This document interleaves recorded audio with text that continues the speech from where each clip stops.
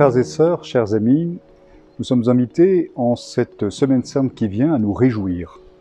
Nous réjouir bien sûr de fêter Pâques, mais surtout de savoir que 4200 adultes, comme cela s'est fait les années précédentes, vont recevoir dans la nuit pascale la vie du Christ, la vie nouvelle, vont devenir enfants du Père, vont devenir fils dans le Fils et puis membres de notre Église.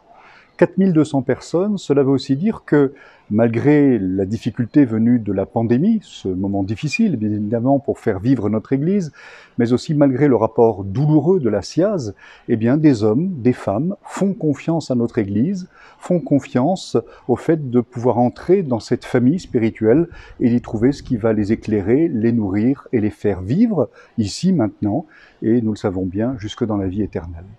Alors je vous invite vraiment d'abord à vous réjouir avec eux. Je vous invite aussi à les porter dans votre prière en ces derniers jours qui viennent et particulièrement peut-être dans la nuit pascale de vous unir à eux par la prière. La communion des saints, après tout, c'est l'Église elle-même. Donc je vous invite vraiment à vivre ce moment de joie et à nous réjouir du fait que le Seigneur continue à appeler, il continue à toucher les cœurs et à conduire vers lui. Chaque année, nous faisons une enquête chiffrée du nombre de catéchumènes adultes appelés en vue d'être baptisés à Pâques.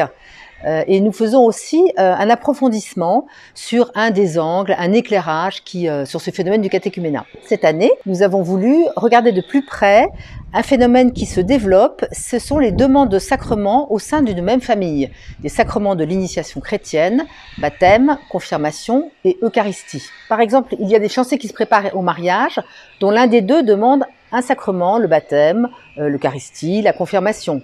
Nous avons des parents qui demandent le baptême d'un nouveau-né et à cette occasion, un des parents demande le baptême ou la confirmation ou la première communion.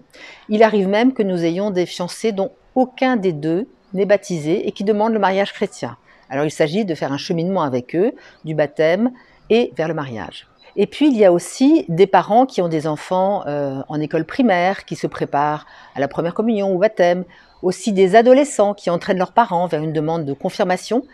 Et enfin, nous voyons aussi des grands-parents qui se mettent en route à la suite d'une demande d'un de leurs petits-enfants. Ce que nous voyons, c'est que la foi est contagieuse et qu'il n'y a pas d'âge pour être témoin et transmettre la joie de la rencontre du Christ et de pouvoir montrer d'une façon visible la transformation qui s'opère pour ceux qui l'ont rencontré.